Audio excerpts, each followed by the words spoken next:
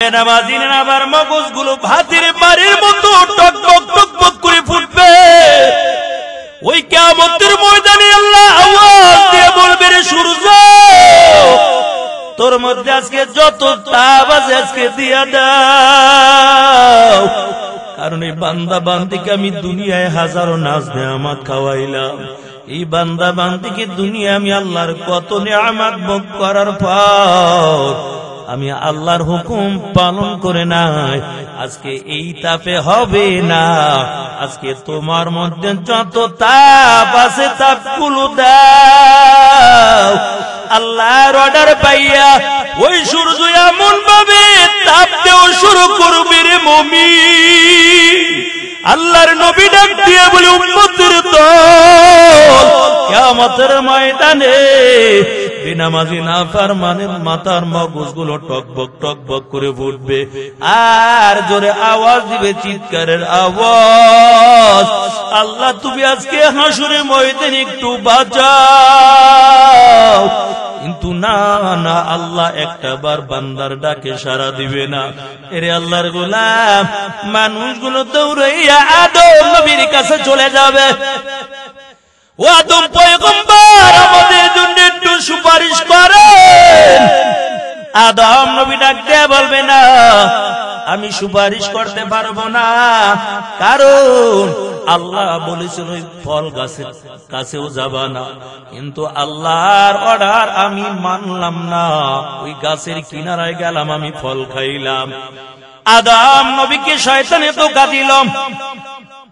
জান্নাতের গেটের সামনে ইবলিস দাঁড়াইয়া বলে, হাওয়া শোনো, আল্লাহ কি লেগে মানা করছে? ফল গাছের কিনারাও যাইতে মানা করছে কেন জানো? হাওয়া বলে, না, জানি না। কয়, যদি এই গাছের ফলটা খাও আজীবন তোমরা জান্নাতের মধ্যে থাকবা, এই জন্য আল্লাহ নিষেধ করে দিয়েছে। তবে যদি ফলটা না খাও বেশি দিন আল্লাহ এই জান্নাতের মধ্যে রাখবেন, আবার বের করে দিবে। শয়তানের ধোঁকায় পড়ে গেল। ওই জান্নাতের মধ্যে আদম এবং হাওয়া যখন গাছের কাছে গেল, অটোমেটিক ভাবে জান্নাতের পোশাক গুলো খুলে পড়ে যায়। এরে আল্লাহর গোলাম, জান্নাতের পোশাক গুলো খুলে পড়ে গেল। আদম পয়গম্বর জান্নাতি গাছের থেকে 3টা পাতা ছিঁড়ে লজ্জাস্থান ডেকে নিল। হাওয়া 5টা পাতা ছিঁড়ে লজ্জাস্থান ডেকে নিল। আল্লাহ ডাক দিয়ে বলে, আর জান্নাতের মধ্যে থাকতে পারবা না। এখন তোমাদের দুনিয়ার জমিনে পাঠাইয়া দিব। 2 জনকে পৃথিবীর 2 দিকে পাঠাইয়া দেয়। এরে মুমিন মুসলমান আল্লাহর গোলাম, হাওয়াকে জিদ্দার জমিনের মধ্যে পাঠাইয়া দেয়। ওই আদমকে আল্লাহ তাআলা হাজার হাজার মাইল দূরে ফালাইয়া দেয়। এখান থেকে 1 বার আর 2 বার না, আদম নবীর জীবদ্দশায় 40 বার পর্যন্ত পায়ে হেঁটে হেঁটে বাইতুল্লাহ আল্লাহর ঘর তওয়াফ করেছে। আদম কান্না করে, মালিক, আয় আল্লাহ তুমি মাফ করে দাও, আল্লাহ তুমি ক্ষমা করে দাও। আয় আল্লাহ, একটা মাত্র ভুল করলাম, আল্লাহ জান্নাত থেকে বের করে দিলা। জান্নাতের পোশাক গুলো শরীর থেকে খুলে পড়ে গেল। আমার জীবন সঙ্গী হাওয়াকেও আমি দেখতে পাই না। আয় আল্লাহ, হাওয়াকে তুমি জান্নাতের মধ্যে আমার জন্য তো বড় একটা নেয়ামত হিসেবে দিছিলা। কারণ হাওয়াকে যখন জান্নাতের মধ্যে আল্লাহ তাআলা বানাইল, আদম নবীকে আল্লাহ তাআলা বানানোর পর আদম নবী জান্নাতের মধ্যে ঘুমায় আবার জাগে, মনটা ভালো লাগে না। কি জানি মনে চায়, কি জানি মনে চায়। আদম পয়গম্বর যখন ঘুমিয়ে গেল, আদমের পাজর একটু হাড্ডি দিয়া আল্লাহ তাআলা সুন্দর করে হাওয়াকে বানাইয়া তারপর রাইখা দিল। আদম নবী ঘুমের থেকে জাগার পর নজর করে দেখে সুন্দরী রূপসী একটা নারী দেখা যায়। আদম নবী কই, এটাই তো চাইছিলাম, হাতটা হাওয়ার দিকে বাড়ায়। আল্লাহ ডাক দিয়ে বলে, রে আদম, এখনো হাওয়াকে তোমার জন্য বৈধ করি নাই, এখনো হাওয়াকে তুমি ধরতে পারবা না। আদম পয়গম্বরকে আল্লাহ কি দিয়া বৈধ করবেন কোন? আল্লাহ তাআলা বলেন, আদম মহার আদায় করা লাগবে, তারপর হাওয়া তোমার জন্য বৈধ হয়ে যাবে। আদম নবীকে আল্লাহ কেমন করে মহার আদায় করাবো? এই জান্নাতের মধ্যে কোথায় দিরহাম পাবো, কোথায় টাকা পাবো বলেন? আল্লাহ তাআলা বলেন, ও আদম আমি জানি জান্নাতের মধ্যে টাকা পাইবা না, দিরহাম পাইবা না, দিনার পাইবা না। তবে আদম যদি আমার বন্ধুর উপর যদি 4 বার অথবা 10 বার দুরূদ পড়ে নাও, ওই হাওয়ার মহার আদায় হয়ে যাবে রাসূলের দুরুদের কারণে। আদম নবী দুরূদ পড়ে নিল, মহার আদায় হয়ে গেল। জান্নাতের মধ্যে দুইজনে সুন্দর করে জীবন কাটায়, কিন্তু আল্লাহ তাআলা আবার দুনিয়ার জমিনের মধ্যে পাঠাইয়া দেয়। যখন দুইজনকে আবার দুনিয়ার জমিনের মধ্যে পাঠাইয়া দেয়, একজন আর একজনকে দেখে না, আর দেখা সাক্ষাৎ নাই। আল্লাহ কোথায় কারে ফালাইলো কোনো খবর নাই। আদম নবী সিজদায় পড়ে কাঁদে আর বলে, আল্লাহ দোয়া কবুল করে নাও। এমন করে করে মালিকের কাছে কান্না করে 1 বছর আর 2 বছর না, 350 বছর পর্যন্ত এমন করে করে কান্না করলো। আদম পয়গম্বর এবার আল্লাহর কাছে দোয়া করে আর বলে, আল্লাহ জান্নাতের মধ্যে যখন ঢুকলাম, জান্নাতের গেটের সামনে লেখা ছিল লা ইলাহা ইল্লাল্লাহ মুহাম্মাদুর রাসূলুল্লাহ। জান্নাতের রুমে রুমে তোমার নামের পাশে দিয়া কার নামটা লেখছো? আয় আল্লাহ, তোমার নামের পাশে যার নামটা সুন্দর করে এমন করে রেখে দিলা জান্নাতের গেটের সামনে, ওই নামের উসিলা করে আল্লাহ দোয়া কবুল করে নাও। আল্লাহ তাআলা বলে, আদম আমার বন্ধুর কত স্মরণ করেছো,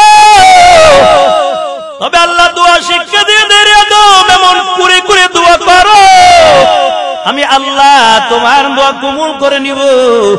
রব্বানা যালামনা আনফুসানা ওয়া ইল্লাম তাগফির লানা ওয়া তারহামনা লানাকুনান্না মিনাল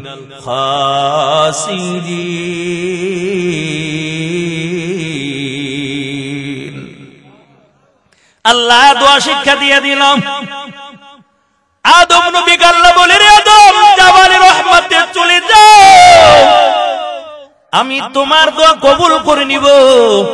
আদম পয়গম্বর জাবালে রহমতে চলে গেল। আল্লাহ তাআলা আদম নবীর দোয়া কবুল করে নেয়। আবার এমন করে করে যখন চলতেছে, আরাফার ময়দানে আবার হাওয়ার সঙ্গে সাক্ষাৎ হয়ে গেল। আরাফাত হলো পরিচয় লাভ করা। ওই জায়গার মধ্যে আবার আদম এবং হাওয়া দুজনের পরিচয় হয়ে গেছে। কিরে এতকাল কই ছিলা? হাওয়া কা আমিও তো তোমারে খুঁজতেছিলাম, কই আছিস? স্বামী স্ত্রী ভালোবাসা অনেক বছর পর আবার যখন পেয়ে গেল, আবার দুনিয়ার জমিনের মধ্যে সুন্দর করে ঘর সংসার শুরু করে দেয়। এরে আল্লাহর বান্দা, এদিকে যাব না, ওই কিয়ামতের ময়দানে আল্লাহর বান্দাগুলো দৌড়াইয়া আদম নবীর কাছে যাবে, ও পয়গম্বর একটু আমার জন্য সুপারিশ করেন। আদম পয়গম্বর ডাক দিয়ে কইব, না আমি সুপারিশ করতে পারবো না, কারণ আল্লাহ নিষেধ করেছিল ফলটা খাইতাম না, তারপর ফল খাইলাম। আজকে জানি না আল্লাহ কেমন জানি আমার সঙ্গে ব্যবহার করে, তবে আমি শাফাআত করতে পারবো না। তোমরা চলে যাও, ঈসা নবীর কাছে চলে যাও, মুসা নবীর কাছে চলে যাবে, ইব্রাহিম খলিলুল্লাহর কাছে চলে যাবে। সবাই একই আওয়াজ দিয়ে বলবে, না না আমরা সুপারিশ করতে পারবো না। তবে আজকে এমন একজন নবীর কথা বলে দেই, একমাত্র আখরি পয়গম্বর মুহাম্মাদুর রাসূলুল্লাহ সাল্লাল্লাহু আলাইহি ওয়াসাল্লাম আজকে একমাত্র তোমাদের জন্য সুপারিশ করতে পারবে। মুহাম্মাদের কাছে চলে যাও। ওই হাসরে ময়দানে মানুষগুলো দৌড়াইয়া নবীর কাছে হাজির হবে। ও পয়গম্বর আমাদের জন্য একটু সুপারিশ করে দেন। আল্লাহর পয়গম্বর সিজদায় পড়ে কাঁদবে আর বলবে, আল্লাহ তুমি আমার উম্মতকে বাঁচাও, আমার উম্মতকে বাঁচাও, উম্মতকে বাঁচাও। আম্মা জান আয়েশা বলেন, নবী আমার কিয়ামতের ময়দানে আদম নবীও সিজদায় পড়ে কাঁদবে, ইব্রাহিম খলিলুল্লাহ সিজদায় পড়ে কান্না করবে, তবে আপনি কি করবেন? মায়ের নবী ডাক দিয়া বলে, আয়েশা কিয়ামতের ময়দানে আল্লাহ যখন বড় হুঙ্কার দিবেন, লিমানিল মুলকুল ইয়াউম লিল্লাহিল ওয়াহিদিল কাহ্হার, এমন করে করে যখন আল্লাহ তাআলা বড় আওয়াজ দিবেন, সমস্ত নবীরা পর্যন্ত সিজদায় পড়ে কান্না করবে। এরে আয়েশা তবে শোনো, কিয়ামতের ময়দানটা বড় একটা ভয়ঙ্কর মাঠ হয়ে যাবে, মানুষগুলো সব উলঙ্গ হইয়া হাসরের ময়দানে তারপর উঠে যাবে। আম্মা জান আয়েশা ডাক দিয়ে বলে, পয়গম্বর আমি আয়েশা তো পর্দার মধ্যে ছিলাম, আমি কি উলঙ্গ হইয়া হাসরের ময়দানে উঠব? আল্লাহর নবী বলে, আয়েশা শুধু তুমি কেন, আমি মুহাম্মদ ব্যতীত সকল নবীরাও পর্যন্ত কিয়ামতের ময়দানে উলঙ্গ হইয়া উঠবে। আম্মা জান আয়েশা বলেন, নবী আমার কিয়ামতের ময়দানে কি লজ্জা হবে না? আল্লাহর পয়গম্বর বলে, আয়েশা অন্যের পরনে কাপড় আছে কিনা তা দেখা তো দূরের কথা, নিজের পরনে কাপড় আছে কিনা তার কোনো খবর থাকবে না, কারণ মানুষগুলো শুধু উপরের দিকে তাকাইয়া থাকবে, না জানে আজকে আল্লাহ কি ব্যবহার করে কিছুই জানি না। ও আয়েশা তবে শুনো, আদম নবীও সিজদায় পড়ে কান্না করবে আর বলবে, আল্লাহ তুমি আমাকে বাঁচাও। মুসা নবীও সিজদায় পড়ে কান্না করবে আর বলবে, আল্লাহ তুমি আমাকে বাঁচাও। ঈসা নবীও সিজদায় পড়ে কাঁদবে আর বলবে, আল্লাহ তুমি আমাকে বাঁচাও।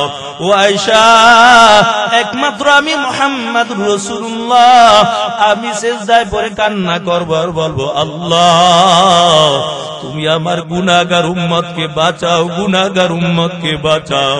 এরে আয়েশা তবে শোনাও, আল্লাহ তাআলা আমার দোয়া কবুল করে নেবেন। আল্লাহ বলবেন, ও পয়গম্বর আপনি মাথা উঠান, কারণ আর হাসরের ময়দানে আপনাকে কাদাইতে চাই না।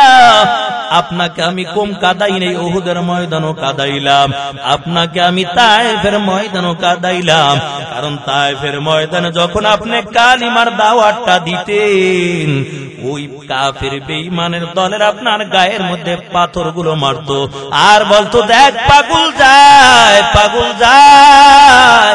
মায়ার নবী পিছনের দিকে তাকাইয়ে বলতো, ও তায়েফবাসী শুনো, আমি নবী পাগল না, আমার মুখের বাণী শুনে নাও, লা ইলাহা ইল্লাল্লাহু মুহাম্মাদুর রাসূলুল্লাহ। हम सिराते मुस्तफा दर तमामी हाले यूं कुन इत्तिबाए सुन्नते खैरुल बशर गिरे लाज़िम ताबियाबी इफ़सार मोहम्मद अरबी है नबी रास्ते पेशवा शफाअत करेगा अल्लाह की पस गुनाहगार उम्मत शफाअत करेगा अल्लाह की पस गुनाहगार उम्मत। एर नबीर आशिकीर दाल मायार नबी डाक दे करे आयशा तबे শুনো কিয়ামতের ময়দানে আমি নবী সিজদায় পড়ে কান্না করব, কারণ আমি আল্লাহর কাছে আমার উম্মতের জন্য সুপারিশ করব। দুনিয়ার জমিনের মধ্যে মুসা নবীকে আল্লাহ স্পেশাল দোয়া দিয়েছিল, মুসা নবী দোয়াটা দুনিয়ার জমিনের মধ্যে করেছে। ঈসা নবীকে আল্লাহ তাআলা একটা স্পেশাল দোয়া দিয়েছিল। সকল নবীদেরকে আল্লাহ এক একটা স্পেশাল দোয়া দিয়েছে আর জানিয়ে দিয়েছেন, ও পয়গম্বর ওই দোয়াটা আপনি করবেন, আমি আল্লাহ কবুল করে নিব। তবে দোয়াটা মুসা নবীও দুনিয়ার জমিনের মধ্যে করেছে, ঈসা নবীও দোয়াটা দুনিয়ার জমিনেও করেছে।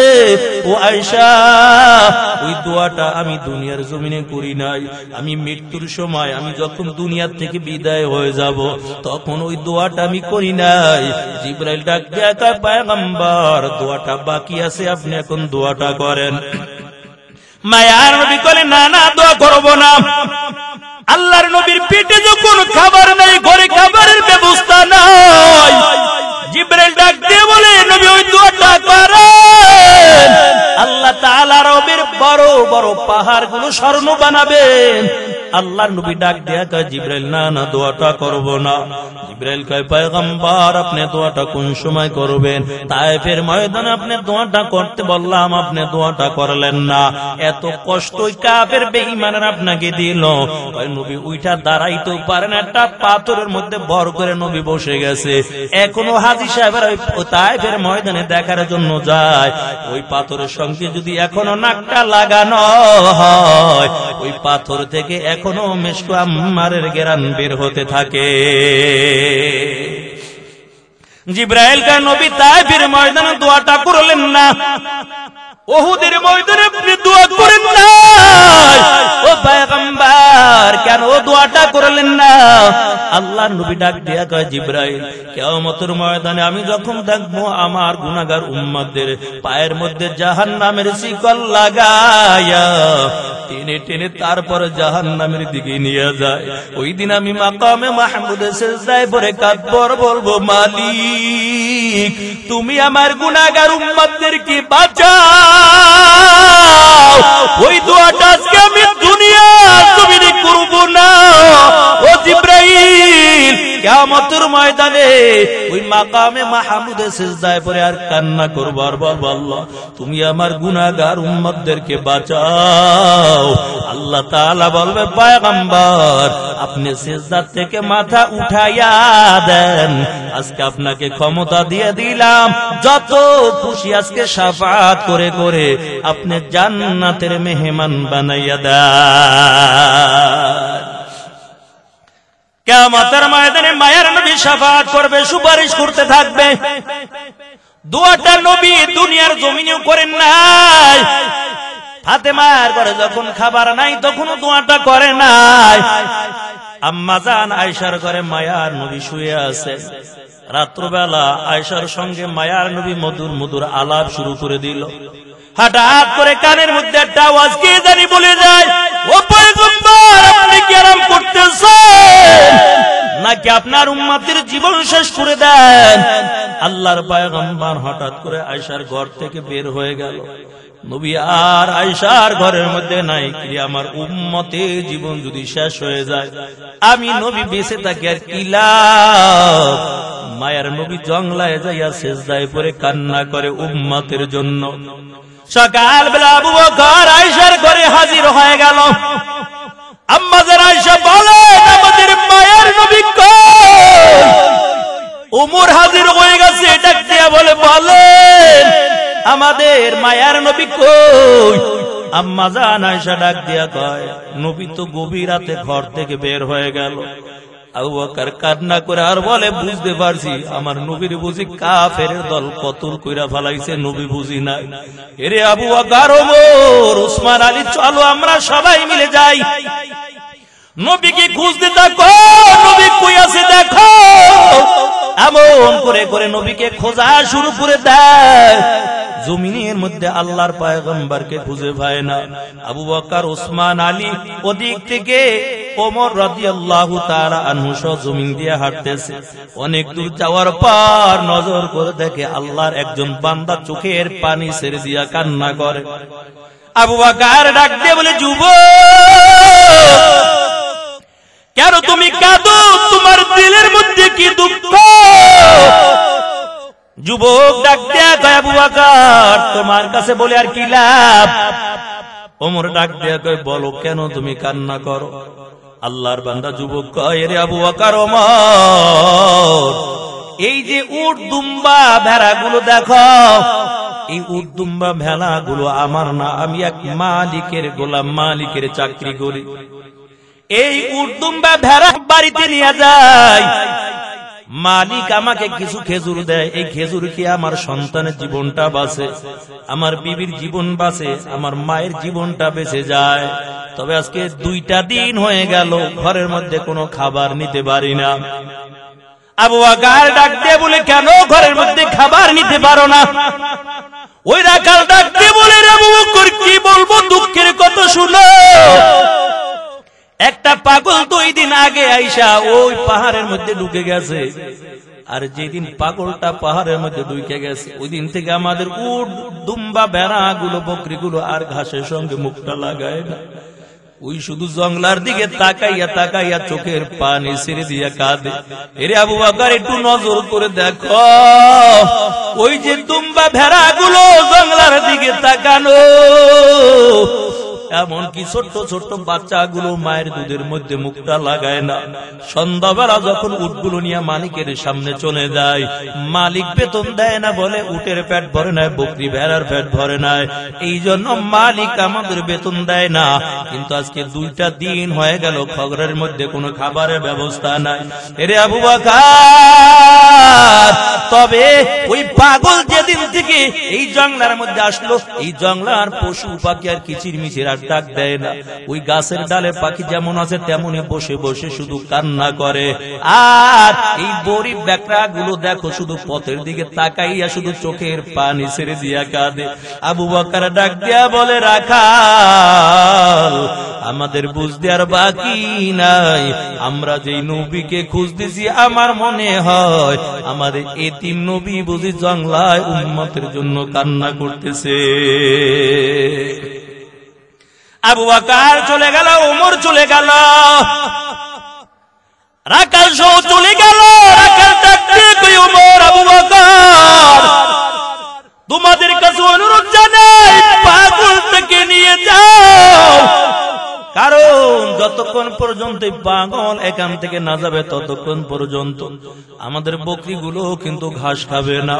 আবু বকর যখন জঙ্গলায় চলে গেল, নজর দিয়ে দেখতে পায় অন্য কেহ না, এ তো আখিরি পয়গম্বর মুহাম্মদুর রাসূলুল্লাহ সাল্লাল্লাহু আলাইহি ওয়াসাল্লাম সিজদায় পড়ে উম্মতের জন্য কান্না করে। আবু বকর ডাক দিয়া বলে, নবী আমার, আপনি কেন কাঁদেন? আপনার দিলের মধ্যে কি দুঃখ? ও পয়গম্বর, আপনার কান্না করা লাগবে না, আমি আবু বকরের যত নেকি রয়েছে সব নেকি গুলো আপনার উম্মতের জন্য আমি দিয়ে দিলাম। আল্লাহর নবী মাথা উঠায় না। ওমর ডাক দিয়ে বলে, ও পয়গম্বর, আপনার চেহারার দিকে তাকানোর পর আমি ওমর কালিমা পড়ে মুসলমান হয়ে গেলাম, আমার জীবনের নেকিগুলো আপনার উম্মতের জন্য দিয়ে দিলাম। মায়া নবী সিজদা থেকে মাথা উঠায় না, কান্না করে। এরে আল্লাহর বান্দা, আবু বকর ডাক দিয়া বলে, ওমর, বুঝতে পারলাম মায়া নবী বুঝি সিজদা থেকে মাথা উঠাবে না, চলো হাসান হুসাইনকে নিয়ে আসো, ফাতেমাকে নিয়ে আসো, হাসান হুসাইনকে হাজির করে দাও। হাসান হুসাইন সারা 2 ভাই সারা নবী বুঝি সিজদা থেকে মাথা উঠাবে না। হাসান হুসাইনকে ডাকা হলো, ফাতেমাও দাঁড়িয়ে গেল, হাসান হুসাইন হাজির হয়ে গেল। ডাক দিয়া বলে, ও নানা জান, আর কান্না করা লাগবে না, আপনি সিজদা থেকে আপনি মাথাটা উঠাইয়া দেন। ফাতেমা কান্না করার বলে, আব্বা জান, আর কান্না করা লাগবে না, আমার 2টা সন্তান আপনার উম্মতের জন্য আমি কুরবান করে দিলাম। নবী শেষ বিদায় বেলা উম্মতের জন্য কাঁদে। দুনিয়ার জমিনে আসার পর নবী উম্মতের জন্য কান্না করেছে। রে আল্লাহর বান্দা, যখন দুনিয়া থেকে বিদায় হয়ে যাবে তখন উম্মতের জন্য কান্না করে। আর দুনিয়ার জমিনে ওই নবীর আদর উম্মতের দল দাড়ির মধ্যে বেলেটটা লাগাইয়া কুর লাগাইয়া আমার নবীরে কষ্ট দিতে থাকো রে ভাই, পরকালে আমার নবী দেখে কিন্তু শাফাআত করবে না। দুনিয়ার জমিনের মধ্যে যারা রাসূলের সুন্নাত তরিকায় চলবে, যারা রাসূলকে ভালোবাসবে, কিয়ামতের ময়দানে তাদের কোনো চিন্তা করা লাগবে না, হাসতে হাসতে আল্লাহর জান্নাতের মেহমান হয়ে যাবে। তবে আল্লাহ হিদায়াত কিন্তু সবাইরে দিবে না। আল্লাহ যাকে ভালোবাসবে তাকে আল্লাহ হিদায়াতের মালা পরাবেন।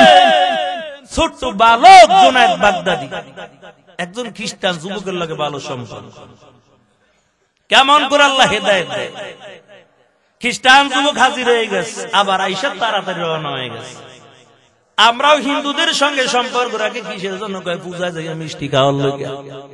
একটা হিন্দুরে মুসলমানের ঈদগাহে আনা যায় না, অথচ শত শত মুসলমান যুবকের দল ওই হিন্দুদের পূজার মধ্যে যাইয়া তারপরে আনন্দ করতে থাকে। কথা বলেন ঠিক কিনা?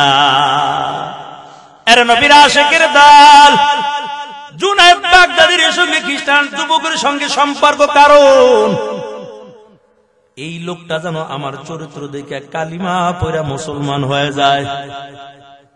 খ্রিস্টান যুবক আইসা আবার তাড়াতাড়ি রওনা হয়ে যায়। জুনায়েদ বাগদাদি ডাক দিয়ে বলেন, যুবক তুমি আসছো আবার কেন তাড়াতাড়ি যাওয়ার জন্য ব্যস্ত? খ্রিস্টান যুবক ডাক দিয়ে বলে, জুনায়েদ তবে শুনো, অন্য দিনের মতো তোমাদের যেমন ধর্মীয় অনুষ্ঠান হয়, আমাদের খ্রিস্টানদেরও কিন্তু আজকে একটা ঠিক অনুষ্ঠান আছে। এটা বছরে একবার হয়, ওই অনুষ্ঠানে আমার যেতে হবে। আমাদের খ্রিস্টানদের পাদ্রী থাকবে, একটা উপদেশ দিবে, আমরা সারা বছর উপদেশটা মেনে নিব। জুনায়েদ বাগদাদি কয়, আমিও তোমার সঙ্গে যেতে চাই। ওই খ্রিস্টান যুবক ডাক দিয়ে বলেন, জুনায়েদ না,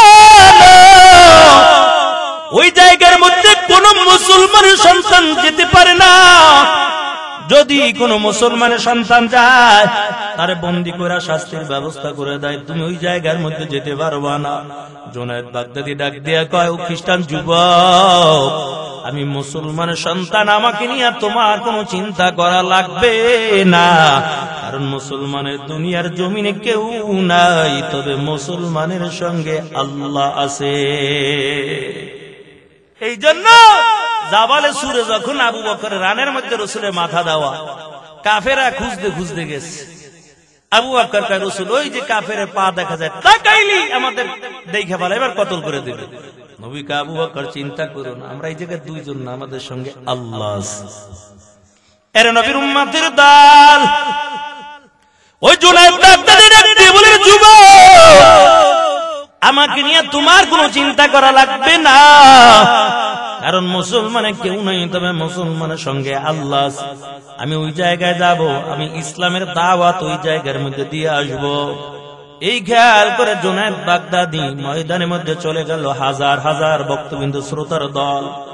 জুনায়েদ ছোট্ট বালক ময়দানে এক কোণার মধ্যে বসে গেল, খ্রিস্টান পাদ্রী দামি সিংহাসনের মধ্যে বসে গেল। উপদেশ দিবে, জবান নাড়ায়, জিহ্বা নাড়ায়, ঠোঁটটা নাড়ায়, কিন্তু জবান থেকে কথা বের হয় না। শ্রোতারা ডাক দেয়া বলে, কি ব্যাপার, কেন আপনি উপদেশ দেন না? আমরা আপনার অপেক্ষা করতেছি। খ্রিস্টান পাদ্রী ডাক দেয়া কয়, কেমন করে বলবো, কারণ আমিও কথা বলতে চাই কিন্তু বলতে পারি না। তার একমাত্র কারণ, এই ময়দানের মধ্যে একজন মুসলমানের সন্তান আছে। একজন মুসলমানের সন্তান থাকার কারণে আমার জবান দিয়া কথা বের হয় না। শ্রোতারা কয়, কই মুসলমানের সন্তান দেখাইয়া দেন, আমরা বন্দী করে রাখবো। খ্রিস্টান পাদ্রী বলে, না না, বন্দী করার দরকার নাই, তাকে আমার কাছে হাজির করে দাও। তার একমাত্র কারণ, আমি দিলে দিলে একজন খাঁটি মুসলমান খুঁজতেছি, আমার দিলের মধ্যে কিছু প্রশ্ন জেগে গেছে, যদি উত্তর দিতে পারে আমি আর দেরি করব না, আমিও সাথে সাথে কালিমা পড়ে মুসলমান হয়ে যাব। জুনায়েদ বাগদাদিকে কাছে ডাকা হলো। ওদিক থেকে খ্রিস্টান পাদ্রী ডাক দিয়ে বলে, জুনায়েদ তুমি শুনো, কেন তুমি এই জায়গার মধ্যে আসছো বলো? এটা তো মুসলমানের জায়গা না, কেন আসছো বলো? ছোট্ট বালক জুনায়েদ ডাক দিয়া কয়, আপনারা যে ধর্ম পালন করেন এটা সঠিক না। ইন্নাদ-দীনা ইনদাল্লাহিল ইসলাম, আল্লাহর কাছে একমাত্র মনোনীত ধর্ম হলো ইসলাম ধর্ম।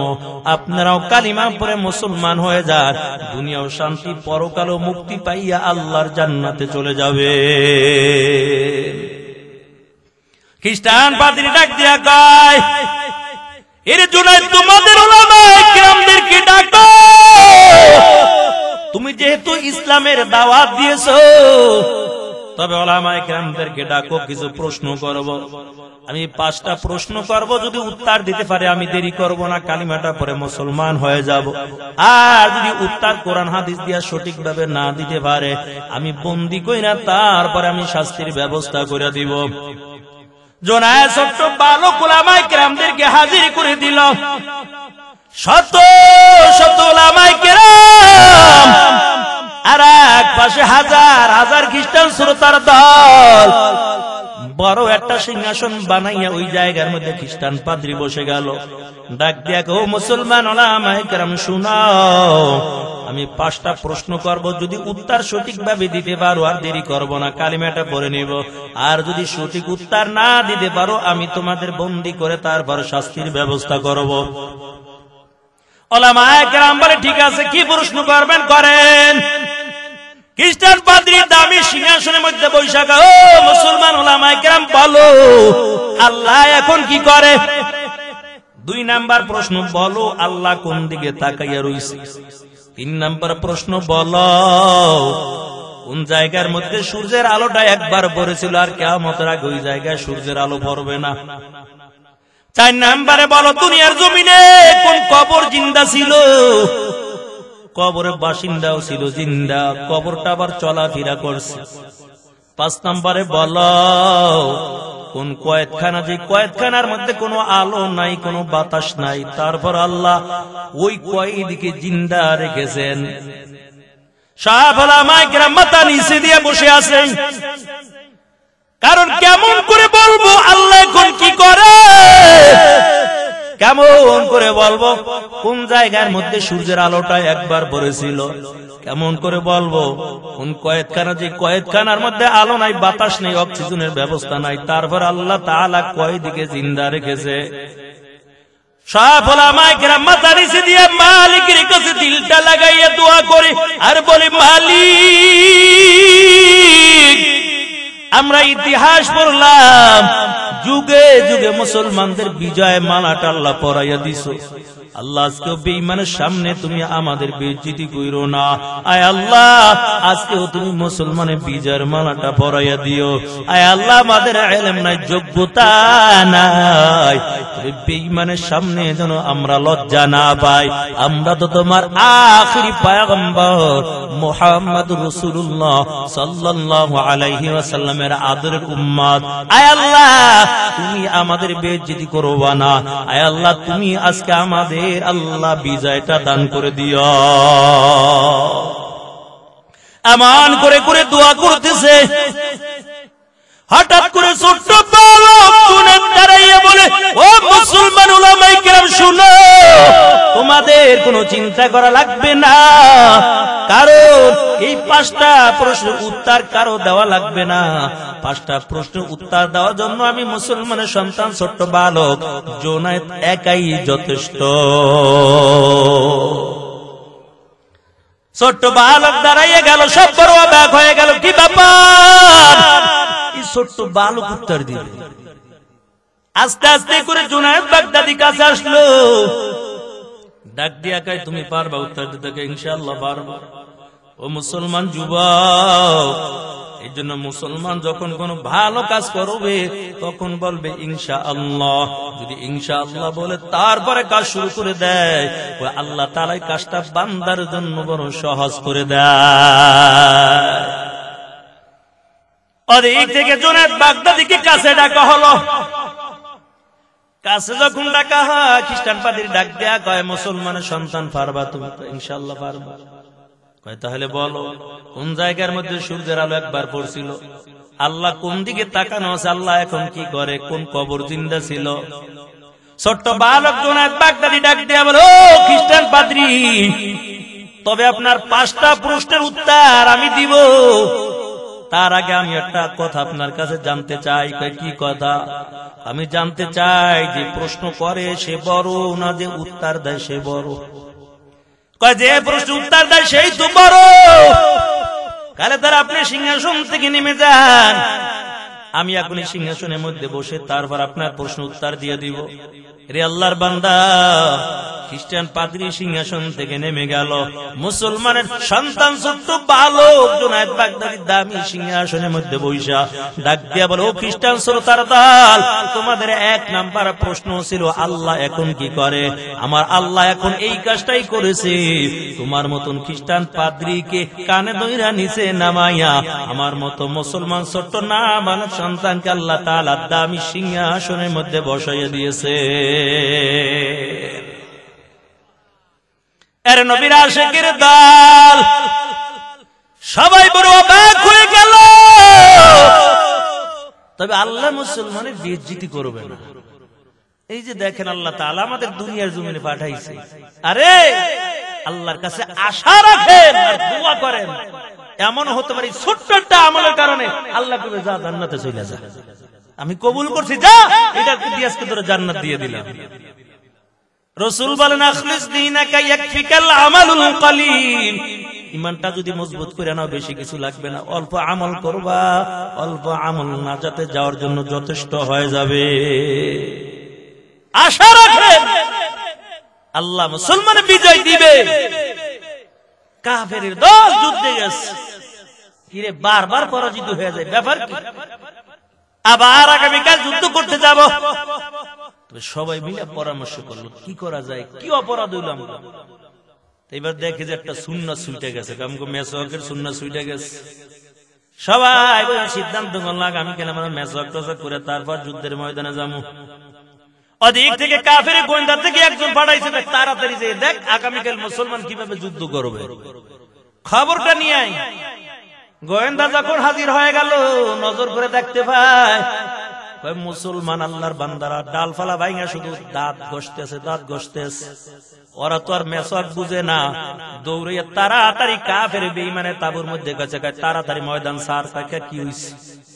কয় আমার মনে হয় আগামীকাল আর বুঝি তীরের যুদ্ধ হবে না, তলোয়ার দিয়ে যুদ্ধ হবে না, আগামীকাল মনে হয় একটা কামরা কামড়ি যুদ্ধ হইব। কারণ সবাই দেখলাম ডালপালা ভাঙা তারপর দাঁত দাঁড়ায়, আসলে নাকি কহ জলদি করে ময়দান সার, মুসলমানের লাগে কামড়াই আমরা পারবো না। সাহাবায়ে কেরাম যখন যুদ্ধের ময়দানে গেল, একটা কাফেরও নাই, পুরো ময়দান খালি হয়ে গেল। আল্লাহ বিজয়ের মালাটা পরাইয়া তারপর বাড়ি ফিরাইছে। নবীর একটা সুন্নাতের কারণে আল্লাহ তাআলা যদি বিজয় দান করতে পারে, এ আখিরি নবীর উম্মতের দল, তুমি রাসূলের সুন্নাত তরিকা চলবা, দুনিয়ায় কোনো অভাব হবে না, ঘরের মধ্যে অশান্তি আসবে না, বিবি দিয়ে অশান্তি আসবে না, রিজিক দিয়ে অশান্তি আসবে না, আল্লাহ পুরা ঘরটা রিজিক দিয়া ভরপুর করে দিবে। সুন্নাতে তো খবর নেই, আমি তো মেসওয়াক সব দুনিয়ার ডাক্তার একমত, সকাল বিকাল 2 বার আপনি ব্রাশ করবেন আর 5 বার মেসওয়াক করবেন, মৃত্যুর আগ পর্যন্ত আপনার মুখের দাঁতগুলো মজবুত থাকবে। কিন্তু না, আমরা এখন ওই একবারই শুধু ব্রাশ করি আর সারাদিনে কোনো খবর নাই। আরে মুসলমান মেসওয়াক কইরা উযু কইরা নামাজ আদায় করবে, আল্লাহ তাআলা মৃত্যুর সময় ওই ব্যক্তির জবানে কালিমা নসিব করে দিবেন। মেসওয়াকের তো খবরই নেই। আল্লাহর একজন বান্দা মেসওয়াকের ফায়দার কথা হই না, বাড়ি আছিল নিম গাছ, 2 হাত লম্বা একটা ডাল কাটছে। কই কি রে হুজুরের কাছে শুনলাম মেসওয়াক করলে এত ফায়দা, এত সওয়াব। মেসওয়াক যত লম্বা হবে সওয়াব বুঝি তত বেশি হবে। 2 হাত লম্বা একটা ডাল কাইটে এবার মেসওয়াক বানাইছে, আবার পইরা যায়, আবার বুক পকেটে রাখার জন্য একটা ব্যবস্থা করছে, রবার দিয়ে গলার লগে বাঁধ দিছে। মানুষে দেখায় কারণ মেসওয়াক করলে লাভ, মেসওয়াক করবা এটাও রাসূলের সুন্নাত তরিকায় হওয়া লাগবে। এর আল্লাহর বান্দা ওই গলার মধ্যে রাখে, আবার পইরা যায়, এটা ফিতা দিয়ে ফেস দিয়ে রাখার লাগে একটা ফিতা বানাইছে। মসজিদে গেছে নামাজ আদায় করার জন্য, উযু করতে করতে দেরি হয়ে গেছে, 1 রাকাত পায় নাই। এই মেসওয়াক আবার বুক পকেটে রাখা, রবার দিয়ে গলার লাগে ফেস দিয়ে মসজিদের মধ্যে ঢুকে গেল। মসজিদের মধ্যে যখন আল্লাহর বান্দা ঢুকে গেছে, নামাজ পিছের কাতারে দাঁড়াইছে, মেসওয়াকের সামনে ডান্ডা তো এক হাত সামনের দিকে এমন করে বাইরে গেছে। আল্লাহর বান্দা সিজদায় চলে গেছে, সামনের কাতারে যেই বান্দা ছিল ওই বান্দা রুকু অবস্থায় আছে। কয় সিজদা থেকে যখন উঠা দিয়েছে, মেসওয়াকের মাথা তো বাইরে গেছে। ওই মেসওয়াকের মাথার সঙ্গে লুঙ্গি বাইজে সামনের কাতারে দিয়েছে, লুঙ্গি আসমানে। নামাজ সাইরা ধমক দিয়ে কই আহম্মদ মসজিদে কেউ লাঠি ছোড়া লই আই, কই লাঠি ছোড়া, কার এটা কি, কার এটা? তো মেসওয়াক, মেসওয়াক। কই তুমি মেসওয়াক মেসওয়াক পারো? তোমার মেসওয়াকের গুতায় আমার তো ফরজ শেষ হয়ে গেছে। আমাদের সমাজ আজকে তাই হয়ে গেছে। আমাদের রসুল এক, আমাদের কোরআন এক, আমাদের আল্লাহ এক, আমাদের কাবা এক। তারপর মুসলমানের মধ্যে কেন দ্বন্দ্ব? একদল বেঈমান আছে, মুসলমানের ভালোবাসা দেখতে পারে না, ফাঁকে দিয়া ওই বেঈমানের দলেরা শত্রুতামি কইরা মুসলমানের মধ্যে বিভেদ ঢুকাইয়া দিয়া তারপর তাদের মধ্যে গ্যাঞ্জাম লাগাইয়া ওরা দেখে দেখে শুধু হাসতে থাকে। দেখেন না, দুই ভাই যখন গ্যাঞ্জাম করে বাবার সম্পত্তি লইয়া আর একজনের মধ্যে তুই তো বেশি ভাবি, তুই ছোট ভাই, তোর উপর জুলুম করছে। আবার বড় ভাইয়ের একজনে তাল দেয়, কিরে তুই তো সংসারে কষ্ট কম করা নাই, তোরে কিল্লিকে ঠকাইবো, এমন কইরা কইরা তোর পাম পট্টি দিয়া এবার কেস মামলার মধ্যে ভালাই দেয়। আরে আল্লাহর বান্দা, সাহাবায়ে কেরাম একটা সুন্নাত পালন করছে, আল্লাহ বিজয়ের মালাটা পরাইলো।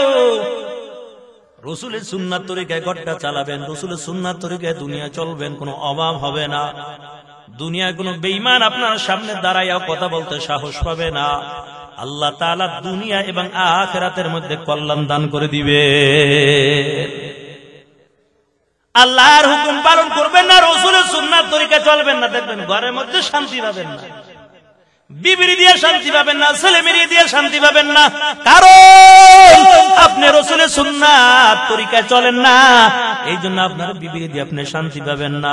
হতে পারেন আপনি বড় টাকার মালিক হয়ে যাইতে পারেন, কিন্তু কোন দিন আপনার স্ত্রী দিয়ে আপনি শান্তি দুনিয়ায় পাবেন না। অশান্তি আল্লাহ লাগাই রাখবে, রিজিকের পেরেশানি দিয়ে আল্লাহ দিলটা ভরপুর করে দিবে।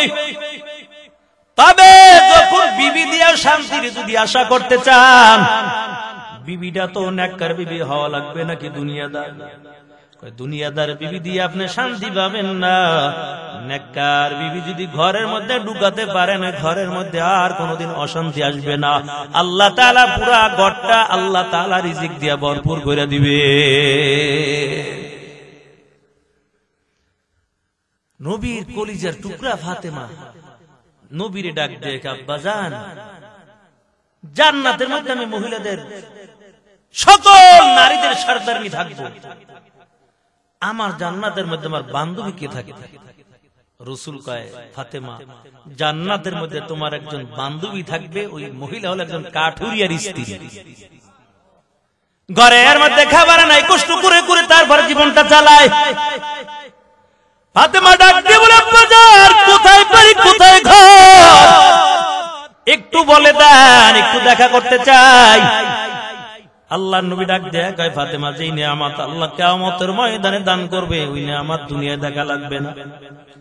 ফাতেমা আবার ডাক দেয়, বলে, আব্বাজান, কি আমল করে আমার আল্লাহকে রাজি করেছেন, যে আমলের কারণে আল্লাহ তাআলা কিয়ামতের ময়দানে আমার বান্ধবী হিসেবে কবুল করে ভালাইছে, একটু বলে দেন, আমি একটু তার সঙ্গে দেখা করতে চাই। আল্লাহ নবী বলে, ফাতেমা, অমুক এলাকার মধ্যে জঙ্গলার পাশে ছোট্ট একটা ঘর, স্বামী স্ত্রী দুইজনে বসবাস করে। যদিও ঘরটা ছোট দেখা যায়, টাকা পয়সার মালিক হইতে পারে না, কিন্তু আল্লাহ রহমত দিয়া পুরা ঘরটা ভরপুর হয়ে আছে। সকালবেলা ফাতেমা দেখার জন্য চলে গেল কাঠুরিয়ার বাড়িতে। ওই ঘরের দরজার সামনে দাঁড়াইয়া ডাকতেছে, ঘরের দরজার সামনে দাঁড়াইয়া যখন সালাম দিয়া দেয়, ঘরের ভিতর থেকে আওয়াজ দেয়, সালামের উত্তর দিয়ে দিল, আর ডাক দিয়ে বলে, কে তুমি? আমি গরিবের ঘরের দরজার সামনে দাঁড়ানো।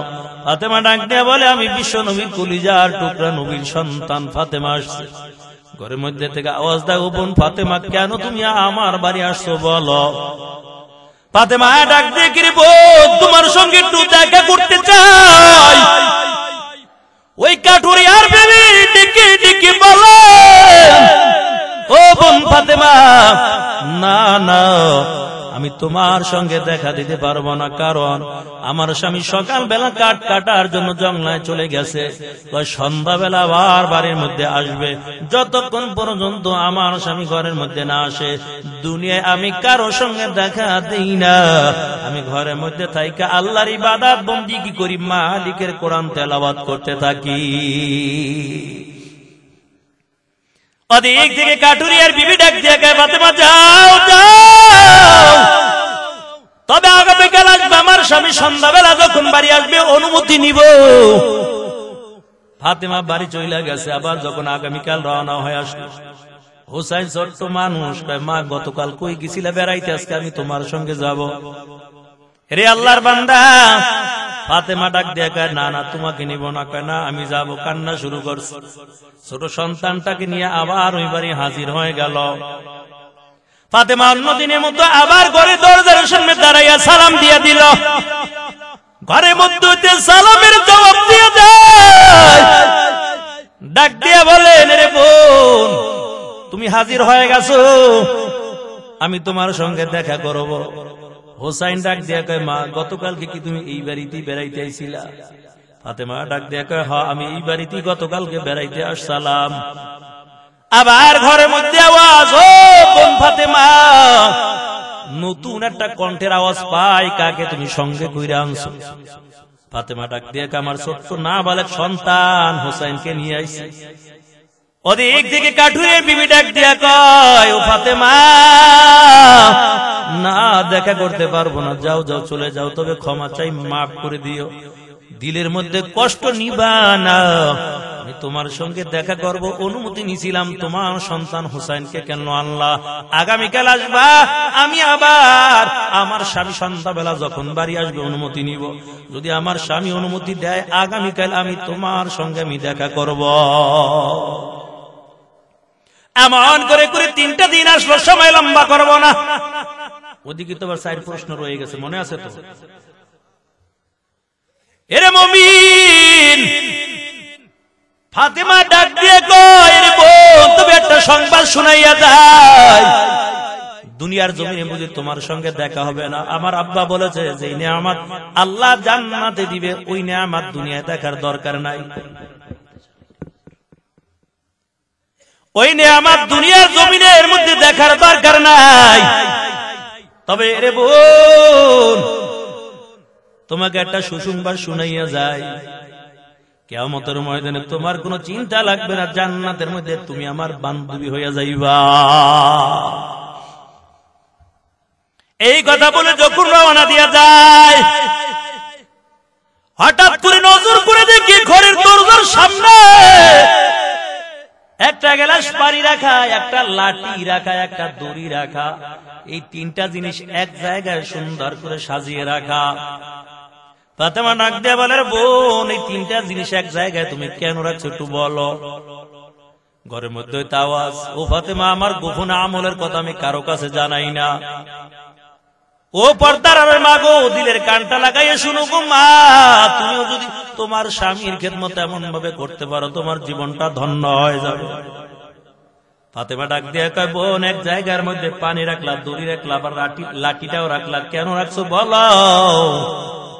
ঘরের মধ্যে আওয়াজ দেয়, ও বোন ফাতেমা এই পানি গেলাস এই জন্যই রাখলাম, আমার স্বামী সন্ধ্যাবেলা কাটকাইটা যখন বাড়ির মধ্যে আসবে, আমার স্বামী যদি পানির পিপাসিত অবস্থায় থাকে, সর্বপ্রথম এই পানি গেলাস হলো আমার স্বামীর জন্য হাদিয়া। আর মায়ার নবীও জানায়, তোমার স্বামী বদলা দিয়া রিস্কা চালাইয়া ঠেলা গাড়ি ঠেলা যদি বাড়িতে আসে, আর যদি দেখো স্বামীর শরীর বেয়ে ঘামের ফোঁটা পড়তেছে, অথবা স্বামী পানির পিপাসিত অবস্থা আছে, স্বামী চাওয়ার আগে একটা গ্লাস পানি যদি স্বামীর হাতে তুলে দাও, আল্লাহ নবী বলেন 7 ভরি স্বর্ণ আল্লাহর রাস্তায় সদকা করলে যেই সব হইতো, এই পরিমাণ সওয়াব আল্লাহ ওই নারীর আমল নামার মধ্যে দান করে দেয়। এটাও করে দিবে। কয়েকজনের বিবি স্বামীর পানি গরম করে দিবে। বর্তমান যুগে তো মহিলারা স্বামীর খেদমত করতেই চায় না, আর কেমন বা করবে, কারণ বিয়ে করার সময় তো ভেজাল লাগাইয়ে দিয়েছেন। আপনি তো দুনিয়াদার দেখে বিবাহ করছেন, আপনি তো দিনদার দেখে বিবাহ করেন নাই। যদি দিনদার দেখে বিবাহ করতেন, ঘরের মধ্যে অশান্তি হইতো না, ঝগড়া বিবাদ হইতো না, আল্লাহ রহমত দিয়ে পুরা ঘরটা ভরপুর হয়ে যাইত। এই জন্য সুলাইমান পয়গম্বরকে আল্লাহ বড় ক্ষমতার মালিক বানাইলো। সুলাইমান পয়গম্বর যখন বিবাহ করবে, সুলাইমান পয়গম্বর রাজ্যের মধ্যে একটা ঘোষণা দিয়ে দিল, 4 গুণওয়ালা মেয়ে সুলাইমান নবী বিবাহ করতে চায়। এর যুবক তুমিও যদি সুলাইমানের মতো 4 গুণওয়ালা মেয়ে বিবাহ করতে পারো, ঘরের মধ্যে কোনো অশান্তি আসবে না, ঝগড়া হবে না। সুলাইমানের মতো যদি 4 গুণওয়ালা মেয়ে বিবাহ করতে পারো, তোমার ঘরের মধ্যে শান্তি শুরু হয়ে যাবে। এমন স্ত্রী দিয়া দুনিয়ার মধ্যেও শান্তি পাইবা। আরে আল্লাহর বান্দা, পয়গম্বর সুলাইমান রাজ্যের মধ্যে ঘোষণা দিয়া দেয় 4 গুণওয়ালা মেয়ে বিবাহ করতে চাই, তবে 2 গুণ পায়, 3 গুণ পায়, 4 গুণওয়ালা মেয়ে পায় না। সুলাইমান নবী বিবাহ করতে পারে না। রাজ্যের আনাচে কানাচে সংবাদটা চলে গেল। তো ওই রাজ্যের মধ্যে একদল জেলে ছিল, নদীর মধ্যে মাছ ধরে ধরে জীবনটা চালাইতো। আওয়াজটা যখন ওই জেলের কানের মধ্যেও চলে গেল, জেলে একদিন চিন্তা করলো, আমাকে যে আল্লাহ সুন্দরী রূপসী একটা মেয়ে দান করেছে, তবে আমার মনে হয় আমার মেয়েটার মধ্যে আল্লাহ 4টা গুণ দান করে দিয়েছে। অনেক সময় দেখেন না, বাপে বড় গরিব, ছেলেটারে আলেম বানাইছে, বাবা রিস্কা চালা, মেয়েটা কোরআনের হাফেজা হয়ে গেছে। ওই জেলে চিন্তা করলো, আমার মেয়েটার মধ্যেও তো 4টা গুণ আছে, আমার মেয়েটার বিয়ার প্রস্তাব সুলাইমানের কাছে দিব। তবে বাড়িতে যাইয়া বিবির সঙ্গে পরামর্শ করলো, এর বিবি শোনো, তামাম দুনিয়ার বাদশাহ সুলাইমান পয়গম্বর বিবাহ করবে, তবে রাজ্যের মধ্যে ঘোষণা দিয়ে দিচ্ছে 4 গুণওয়ালা মেয়ে বিবাহ করতে চায়, যে মেয়েটার মধ্যে 4টা গুণ থাকবে তাকে বিবাহ করবে। এরে বিবি, আমার মেয়ের মধ্যে তো আল্লাহ 4টা গুণ দান করেছে, আমি বিয়ার প্রস্তাবটা সুলাইমানের কাছে দিব, আমি সুলাইমানের কাছে আমার মেয়েটার বিবাহ দিতে চাই। বিবি ডাক দিয়ে আমার স্বামী, না না, সুলাইমান তো টাকার মালিক, বড় ক্ষমতার মালিক, সুলাইমানকে আল্লাহ তাআলা নবুয়তিও দান করেছে, এমনকি তামাম দুনিয়ার বাদশাহী দান করেছে। আমরা গরিব মানুষ নদীর মধ্যে মাছ ধরে ধরে তারপর জীবনটা চালাই, এটা কোনদিন সুলাইমান পয়গম্বর মেনে নিবে না। জেলে চিন্তা করলো, আসলে তো কথা সত্য, আমরা গরিব, সুলাইমান বড় টাকাওয়ালা, এটা কোনদিন সুলাইমান পয়গম্বর মেনে নিবে না। না, সুলাইমানের কাছে বিয়ার প্রস্তাব নেওয়ার দরকার নাই। কিন্তু আওয়াজটা যখন মেয়ের কানের মধ্যে চলে যায়, মেয়েটা ডাক দিয়া বলে, মা কোনো চিন্তা করা লাগবে না, আমি বিয়ার প্রস্তাবটা সুলাইমানের কাছে পাঠাইয়া দিব। যে আল্লাহ সুলাইমানকে টাকার মালিক বানাইলো, ওই আল্লাহ যদি চায় সুলাইমানের বিবি হিসাবেও আল্লাহ আমাকে কবুল করে নিতে পারে। মেয়েটা একটা বিয়ার চিঠি লিখে, প্রস্তাবের চিঠি লিখে সুলাইমানের কাছে দিয়া দেয়, আর লিখে দেয়, ও পয়গম্বর, আপনি 4 গুণওয়ালা মেয়ে বিবাহ করতে চেয়েছেন, আল্লাহ আমার মধ্যে 4টা গুণ দান করেছেন। তবে পয়গম্বর, আমার বাবাই গরিব মানুষ, আমি একটা গরিবের সন্তান, আমার বাবাই গরিব মানুষ, নদীর মধ্যে মাছ ধরে ধরে জীবনটা চালায়। ও পয়গম্বর, তবে দুনিয়ার কোন লোভ লালসার জন্য আপনার বিবি হতে চাই না, একমাত্র কারণ কিয়ামতের ময়দানে আমি মালিকের সামনে যেন একজন নবীর স্ত্রী হইয়া আল্লাহর সামনে দাঁড়াতে পারি। চিঠি লেখা যখন সুলাইমানের কাছে পাঠাইয়া দেয়, পয়গম্বর সুলাইমান চিঠিটা পাওয়ার পর সকল মন্ত্রীদেরকে ডাক দিয়ে বলে, আসো, 4 গুণওয়ালা মেয়ে পাইলাম, দেখো মেয়েটার বাড়ি কই, মেয়েটার ঘর কই, মেয়েটা কোন এলাকার মধ্যে বসবাস করে একটু দেখো। একজন মন্ত্রী ডাক দিয়া কয়, ও বাদশাহ মহারাজ, এই মেয়েরে আপনি বিবাহ করতে পারবেন না। কি হইছে? কিন্তু একটা জেলের মেয়ে, গরিবের সন্তান, বাপে মাছ ধরে, আপনি গরিবের মেয়ের বিয়ে করবেন? এটা হতে পারে না। সুলাইমান নবীও চিন্তা করলো, আসলে তো কথা সত্য। এই চিন্তা করে চিঠিটা ছিঁড়ে টুকরা টুকরা করে জমিনের মধ্যে ফালাইয়া দিছে। আল্লাহর কাছে কাজটা বড় অপছন্দ হয়ে গেল। আল্লাহ ডাক দিয়ে আবার, পয়গম্বর সুলাইমান, এমন ভাবটা কেন দেখাইলেন? টাকার মালিক তো আমি আপনাকে বানাইলাম, ক্ষমতার মালিক তো আমি দিলাম। ও পয়গম্বর, আপনি এমন কেন করলেন? আল্লাহ তাআলা সুলাইমান নবীর উপর পরীক্ষা শুরু করে দিল। আর খবর যখন মেয়েটা জানতে পারলো, মেয়েটা আল্লাহর কাছে কান্না করে দোয়া করে আর বলে, আল্লাহ তুমি আমাকে গরিবের সন্তান বানাইছো, আল্লাহ এই জন্য সুলাইমানের বিবি হতে পারলাম না। আল্লাহ তবে তোমার কাছে বিচার দিলাম, তোমার কাছে আমি দোয়া করলাম, ওই সুলাইমানকে গরিব বানাইয়া আমাকে টাকার মালিক বানাইয়া সুলাইমানের বিবি হিসাবে কবুল করে না। আল্লাহ তো উপরে দোয়াটা কবুল করে ফেলাইছে। আরে জীবনে দেখেন নাই কত মানুষ মানুষের বাড়ি কাজ করত, যাদের বাড়ি কাজ করত তারা আজকে গরিব, আর যেই ব্যক্তি কাজ করত ওই ব্যক্তি আজকে লাখ লাখ টাকার মালিক হয়ে গেছে। আরে আল্লাহর বান্দা, মেয়েটা আল্লাহর কাছে কান্না করে বলে, মালিক ওই সুলাইমানকে গরিব বানাইয়া দাও আর আমাকে টাকার মালিক বানাইয়া দাও, আর সুলাইমানের বিবি হিসাবে তুমি আমাকে কবুল করে নাও। আল্লাহ দোয়া কবুল করে ফেলাইছে। আর সুলাইমান পয়গম্বরের উপর আল্লাহ পরীক্ষা শুরু হয়ে গেল। কেমন পরীক্ষা! এক এক নবীকে আল্লাহ তাআলা এক এক ধরনের মুজিজা দান করেছিল। মুসা নবীর মুজিজা ছিল হাতের মধ্যে লাঠি, লাঠি দিয়া যদি পানির মধ্যে আঘাত করত দুই পাশে পানি ভাগ হইয়া রাস্তা হয়ে যেত মাঝখান দিয়া। আর সুলাইমান নবীর মুজিজা হলো হাতের মধ্যে একটা আংটি। আর মুফাসসিরে কেরাম বলেন আমাদের নবীর একটা দুইটা মুজিজা না, আখিরি পয়গম্বরকে আল্লাহ তাআলা কম পক্ষে 3000 মুজিজা দান করেছে।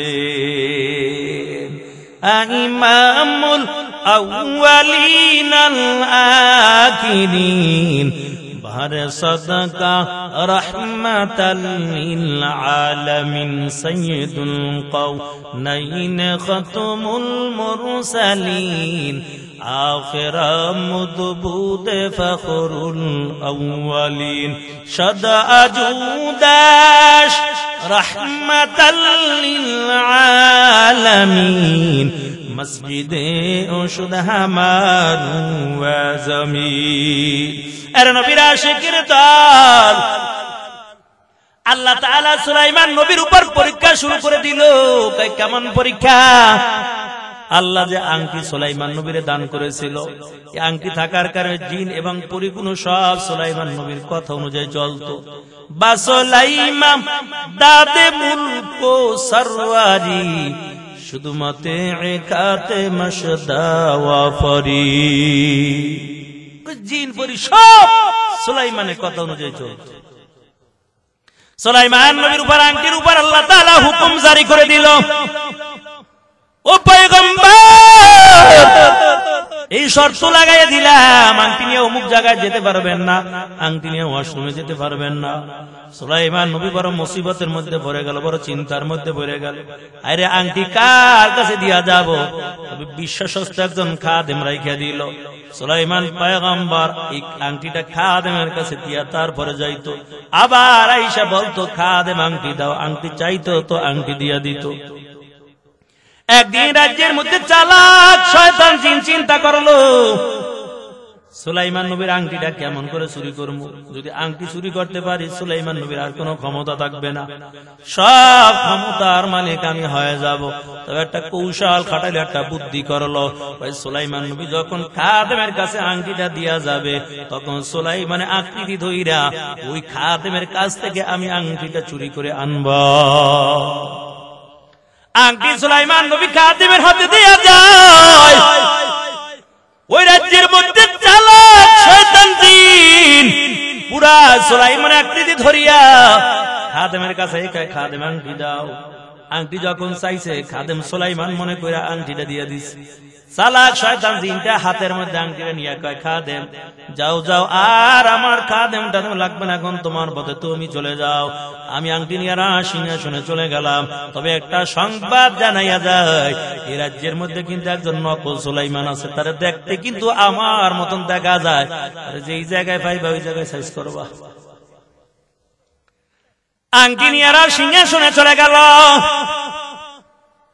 সুলাইমান পয়গম্বর যখন আসলো, তখন খাদেমকে ডাক দিয়ে বলে, ওরে খাদেম আংটিটা দাও।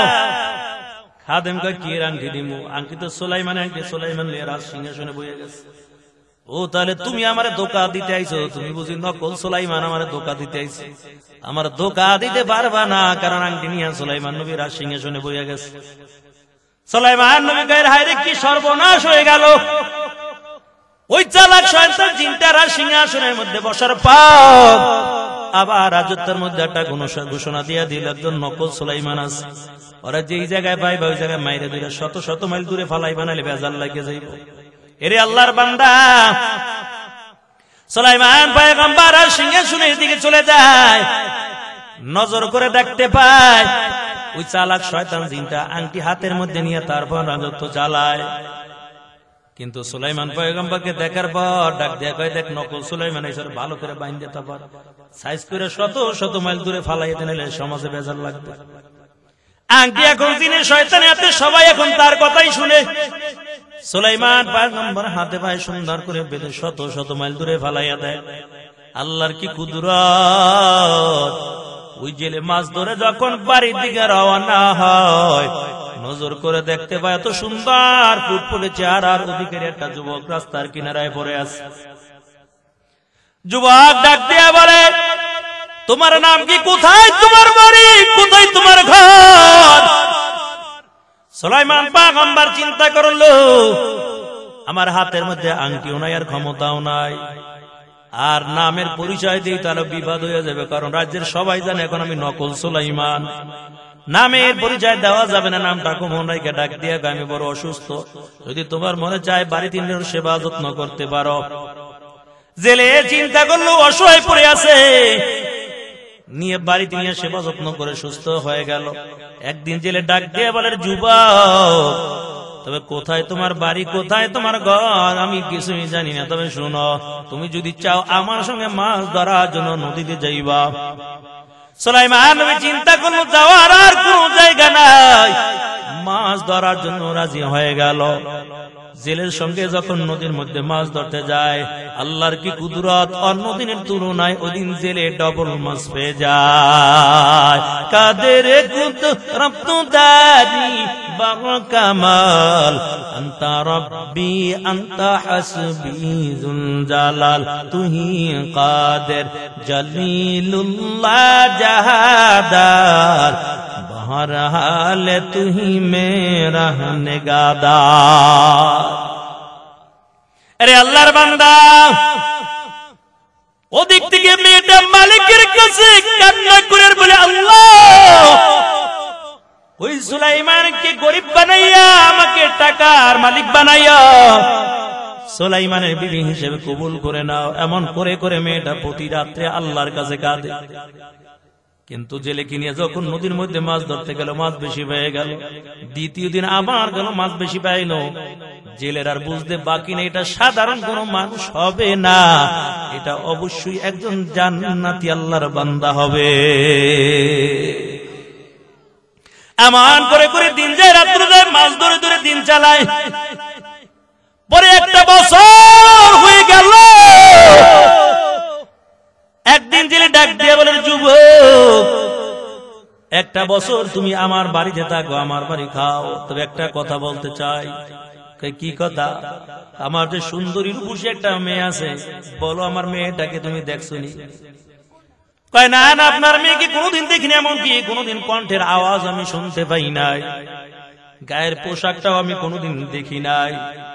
জেলে ডাক দিয়া কয়, যুবক আল্লাহ তাআলা আমাকে সুন্দরী রূপসী দিনদার একটা কন্যা সন্তান আল্লাহ আমাকে দান করেছে, তবে তুমি যদি রাজি হও আমার মেয়েটা আমি তোমার সঙ্গে বিবাহ দিতে চাই।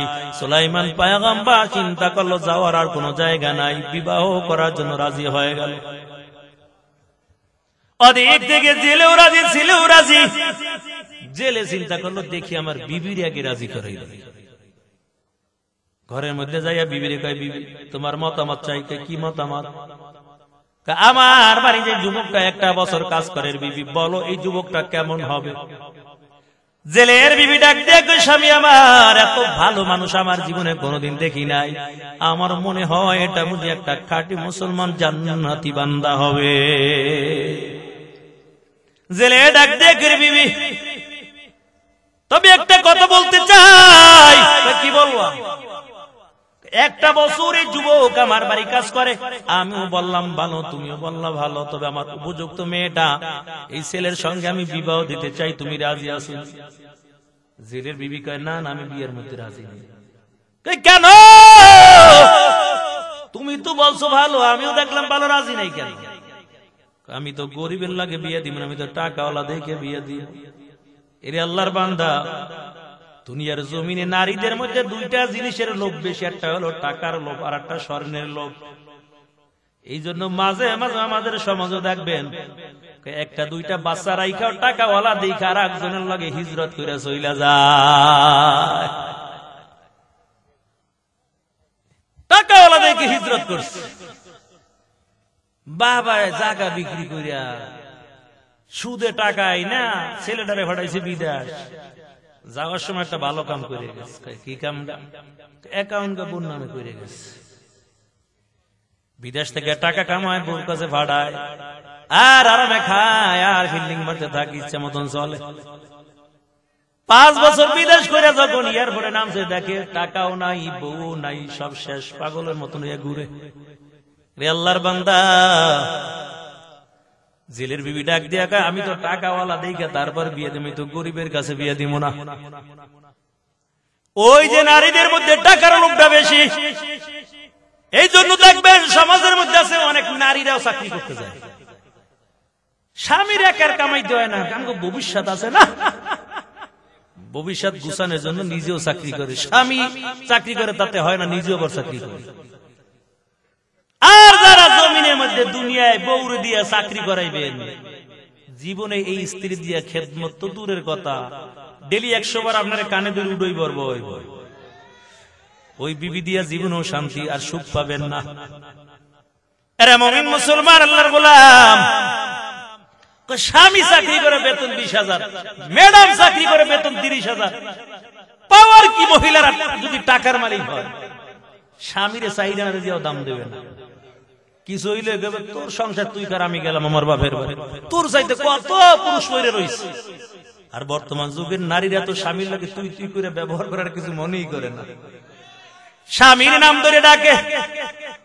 আর আগের যুগে মা চাষিদেরকে দেখতাম স্বামীর নামটা জবানে নিত না, কাগজে লিখে দিত, মনে করতো মুখে জবানে যদি স্বামীর নামটা নেই এটা বেয়াদবি, এই জন্য স্বামীর নামটা মুখে উচ্চারণ করতো না। এক মহিলার স্বামীর নাম আব্দুল হামিদ, রুকু থেকে যখন উঠে এখন তো বলা লাগে সামিআল্লাহু লিমান হামিদা, কি রে আমার স্বামীর নামটা এই জায়গায় কিল্লি গাইল, এখন বেজালে ভরে গেছে, কেমনে স্বামীর নামটা মুখে লই, বুদ্ধি একটা পাইছি, বুদ্ধি খাটাইছি, এখন রুকুর থেকে উঠে কয় সামিআল্লাহু লিমান, আমগো ঘরের হ্যাঁ, তারপর স্বামীর নামটা মুখে উচ্চারণ করে না। আর বর্তমান যুগে এটারে কিছু মনেই করে না। এরে আল্লাহর বান্দা, স্বামী চাকরি করে 20,000 বেতন পায়, ম্যাডাম চাকরি করে 30,000, কি পাওয়া, টাকার বড় গরম। স্বামী বাসার অফিস থেকে আগে এসে পুরো ঘরটা সুন্দর করে গুছায়। একদিন স্বামীকে, কিরে আমারে কি বোকা পাইল নাকি, ঘরের সব কাজ বাজ আমি করি, সন্ধ্যাবেলা আইয়া টিভি রিমোট হাতের মধ্যে লইয়া টিভি দেয়, আরামে ঘুমায় আর খায়, আজকে আর কিছুই করবো না, চুপচাপ। সন্ধ্যাবেলা ম্যাডাম বাড়ি হাজির হয়ে গেল, ডাক দিয়ে স্বামী ঘরটা গুছালো গিল্লি গা। স্বামী বেচারাকে আস্তে কথা গাও, কারণ স্বামীর লাগে ভদ্রতা সহকারে কথা কইবা, নরম আওয়াজে কথা কইবা, গরম মেজাজ নিয়ে কথা বলবা না। হুজুরেরা বলছে স্বামীর পান নিচে স্ত্রীর জান্নাত। ম্যাডাম কোন হুজুরে ফতুয়া দিছে, আবার তার কাছে যাই জিজ্ঞাও, তোমার বেতন 20,000, আমার বেতন 30,000, তোমার ফার্নিচে আমার জান্নাত না আমার ফার্নিচে তোমার জান্নাত, তোমার চাইতে তো আমার বেতন বেশি। দুজনে কথার কাটাকাটি ঝগড়া শুরু হয়ে গেল। স্বামী বাসারা আবারও দিনদার পরেজগার নামাজি মানুষ ডাক দেয়া কয়, বিবি আর চাকরি করা লাগবে না, পর্দায় থাকবা, আল্লাহর হুকুম পালন করবা। ম্যাডাম কয় দরকারে তো সংসার ছাড়মু, তারপরে চাকরি ছাড়মু না, নিজের ভাই নিজে দাঁড়াবো। এরে আল্লাহর বান্দা, দুইজনের মধ্যে ঝগড়া শুরু হয়ে গেল, রাত্র গভীর হয়ে গেল। স্বামী বাসারা নরম মানুষ কয়, বিবি চল ঘুমাইতে যাই, আর ঝগড়া করা লাগবে না। দুজন ঘুমাইতে গেছে, ম্যাডাম অন্যদিকে ফিরে শুয়া রইছে। স্বামী বেচারা ডাক দেয়া গায়ে, বিবি কমপক্ষে একটু মশারিটা একটু টানাই দে, মশার কেমন সইতে পারি না। ম্যাডাম গায়ে মশারি আমি কিনলে টানাবো, মশারি তুমি টানাইবা, তোমার বেতন 20,000, আমার বেতন 30,000, মশারি তোমার টানান লাগবে। স্বামী বেচারা কয়, না না তুমি আমার খেদমত করবা, মশারি তুমি টানাও। এখন ঘুমাইতে যাইয়া ঝগড়া শুরু হয়ে গেছে, এমন ঝগড়া শুরু হয়ে গেল, এমন ঝগড়া শুরু করছে। এখন স্বামী দেখতে আছে, কিরে মশারি টানার কথা কই এবার কোন বেজালে বললাম। এখন মনে হয় বিবি এমন ঝগড়া শুরু করছে, মনে হয় রাইতে ঘুমের মধ্যেও ঝগড়া করবে। আমার মশারি টানার দরকার নাই, আগে আর একটু মুখটা কেমনে বন্ধ করবো কৌশল খাটাই। একটা বুদ্ধি পাইছে, মুখ বন্ধ করার বুদ্ধি পাইছে। ডাক দিয়া কে বিবি, মশারি তোমারও টানার লাগবে না আমারও টানার লাগবে না, একটা বুদ্ধি। কয় কি কও? কই দুজন চুপ হয়ে যাবো, যে আগে কথা কইব হে মশারি টানাই। কয় ঠিক আছে বিচার মানলাম, দুজন চুপচাপ হয়ে গেছে। আপনারা কি করেন, পারবে মহিলারা চুপ থাকতে? মহিলাকে মুখ হইল চায়না মেশিন, অটো অটো। একদিন যদি চালু হয় এটা 7 দিন পর্যন্ত অটোমেটিক চলতে থাকে, তেল মোবিল কিছু লাগে না। 7 দিন পর্যন্ত স্বামীর লাগে আর কথা কইব না। এরে আল্লাহর বান্দা, তবে আবার বললাকে ঝগড়া করে আবার বউরে ভিড়ান শুরু করেন না, কিন্তু ভেজাল আরো লাগবে। কারণ আপনার চাইতেও কিন্তু আপনার ম্যাডামের মেজাজ মোটেও কম না। ওদিক থেকে দুইজনে ঝগড়া শুরু হয়ে গেল, এখন দুজন চুপ করছে, আগে কত কবে হে মশারি টানাইব। বাহির থেকে চোরার দল সব দাঁড়াই দেখতেছে আর তাদের ঝগড়া শুনতেছে। এখন দুজন চুপচাপ হয়ে গেছে, মশা ইচ্ছা মতন কামড় শুরু করছে। উহা শব্দ দুইজনে একজনও করে না, কারণ কথা কইলি তো মশারিটা টানান লাগবে। চোরার দল তাড়াতাড়ি ঘরের মধ্যে ঢোক, বরকতি চুরি করবো আজকে। ঘরের মধ্যে বিকার টাকা পয়সা নাই, স্বর্ণগণ্য নেয়। স্বামীও দেখে বিবিও দেখে, ডাক দেয় না, কারণ কথা কইলি তো মশারি টানান লাগবে। চোরার দল সব মালামাল গুলো গাঠির মধ্যে বাইরে যখন রওনা হয়ে যাবে, একটা ছিল শেষরা চোর, যাওয়ার আগে দেই রানছি কি খাইয়ে লই, এর আজকে কথা কইব না কি রেখাচ্ছে। ওদিক থেকে দুজন এবার মুখ বন্ধ করে বয়ে রয়েছে, সব দেখতেছে। যাইয়া যাইয়া চোরার দল পাতিলের কাছে যাইছে, সুন্দর করে মাছ ভাইজে রাখছে। একটাকে তাড়াতাড়ি খাইয়া পাতিল দুটো গাঠির মধ্যে ল। নতুন দেখা যায় 10টা হলে বিক্রয় করতে পারবো। এই মহিলা এই বাপের বাড়ি থেকে পাতিল দুইটা খুব শখ করে আনছে। এখন পাতিল যখন কাঠির মধ্যে নিছে, মহিলা আর মেজাজ গরম হয়ে গেছে। ডাক দিয়ে বলে, চোরের দল টাকা নিছ, স্বর্ণগর্ণ নিছ, আমি কিছু বলি নাই, আমার শখের পাতিল দুইটা রাইখা যা। আর স্বামী ডাক দেয়া কয়, বিবি কথা কি লিগা কইছো, আগে তাড়াতাড়ি মশারি টানা। চাকা গোল পয়সা গোল, গোল আলু গোল, এর চেয়ে বেশি গোল মনের গন্ডগোল। কথা বলেন ঠিক কিনা? চাকা গোল পয়সা গোল, গোল আলু গোল, এর চেয়ে বেশি গোল মনের গন্ডগোল। নিমতিতা নিন্দা তিতা আরো তিতা খর, এর চেয়ে বেশি তিতা 200 দিনের ঘর। বড় বড়াই করলে দিলে রহমত আসে না, নিজেকে নিজে ছোট মনে করিও সাধা। উঁচু জায়গার পানি যেমন নিচু জমিনে যায়, তেমনি আল্লাহর রহমত আসে নম্রতা হৃদয়। ফেরাউনের লাশটা দেখো মিশর জাদু ঘরে, খায় না কোনো পোকা মাকড়, সবাই ঘৃণা করে। তরকারি মতো তরকারি হলে অল্প জালে সিজে, বুদ্ধিমান মানুষ হলে ইশারাতে বুঝে।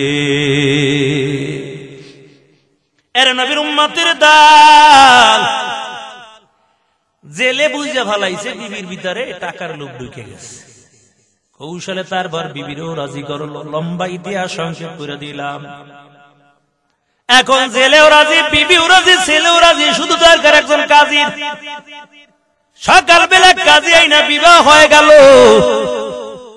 তবে ঘরের মধ্যে কোনো খাবারের ব্যবস্থা নেই। আজকে তাদের বাসর রাত। জেলে বড় চিন্তার মধ্যে পড়ে গেল। নতুন জামাই, বলতেও পারি না চলো মাছ ধরতে যাবে, তবে করার কিছুই নাই, মাছ ধরা লাগবে, নাইলে না খাইয়া থাকা লাগবে। ওদিক থেকে দেশের অবস্থা 12টা বাইজে গেছে, কারণ জিনের বড় শয়তান আংটি হাতের মধ্যে নিয়ে রাজসিংহাসনে বসে বসে রাজত্ব চালায়। কয় মারামারি কাটাকাটি হিংসা বিদ্বেষের অভাব নাই। লোকেরা কয় আমগো সুলাইমান তেমন জুলুম অত্যাচার করতে পারে না, কি ব্যাপার? তবে সুলাইমান নবীর জিনদের মধ্যে একজন শক্তিশালী খাদেম জিন ছিল। মাঝে মাঝে সুলাইমান পয়গম্বর ওই খাদেম জিনটারে ডাকতো। খাদেম জিনটা কয়, কি রে 1 বছর হয়ে গেছে সুলাইমান তো আমারে ডাকে না। তবে আজকে রাজ দরবারে যাব, দেখবো সুলাইমান আমার উপর রাগ করলো কিনা।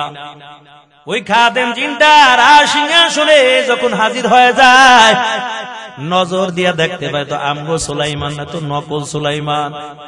আংটি হাতের মধ্যে নিয়ে নিয়ে তারপর রাজত্ব চালায়। সুলাইমান নবীর খাদেম জিনটা ডাক দিয়ে বলে, আমগো সুলাইমান কই, তুমি কেন রাজ সিংহাসনে বসা? এমন কথা যখন বলল, ওই সিংহাসন ছাইরা দিছে দূর, কাকে নিজের জীবন বাঁচাইছে। আর রাজত্ব চালান দরকার নাই, কাকে নিজের জীবনটা একটু বাঁচাই দিছে দূর। সুলাইমান নবীর খাদেম জিনটা নজর দিয়ে দেখে হাতের মধ্যে আংটি দেখা যায়। কয়, কিরে আমাদের সুলাইমান কই, হাতের মধ্যে কেন আংটি দেখা যায় বলো? সুলাইমানের আংটি কেন তোমার কাছে? ওই চালাক জিনটা চিন্তা করলো, যদি আংটি নিয়ে যায় অবস্থা 12টা বাজাই দিবে। আংটি দেওয়া যাবে না, আংটিটা খুইলা তাড়াতাড়ি নদীর মধ্যে ফালাইয়া দিছে। আংটি যখন নদীর মধ্যে ফালায়, ওই নদীর একটা মাছ আদার মনে করে আংটিটা খাইয়া ফালাইছে। আংটি যখন নদীর মাছে খায়, ওই মাছের পিছে পিছে এখন হাজার হাজার মাছ দৌড়ায়। মাছে এখন বড় মুসিবতের মধ্যে ভরে গেছে, কয় খাইরে কোন বিপদে বললাম, এতদিন একলা ছিলাম ভালোই ছিলাম, এখন আবার কোন মুসিবতের মধ্যে বললাম, কোন তাবিজ খাইয়ে বেজালে বললাম। এরে আল্লাহর বান্দা, দুবার বেলা জামাই শ্বশুর দুইজনে পরামর্শ করলো, দুইজনে পরামর্শ করলো মাছ ধরতে নদীর মধ্যে যাবে। তুমি মাছ ধরতে যখন নদীর মধ্যে যায়, জালটা যখন নদীর মধ্যে ফালায়, বিসমিল্লাহ বলে যখন জালটা ফালায়, ওই মাছটা পাগলের মতো ঘুরতে ঘুরতে ঘুরতে ঘুরতে জামাই শ্বশুরের জালের মধ্যে ঢুকে যায়।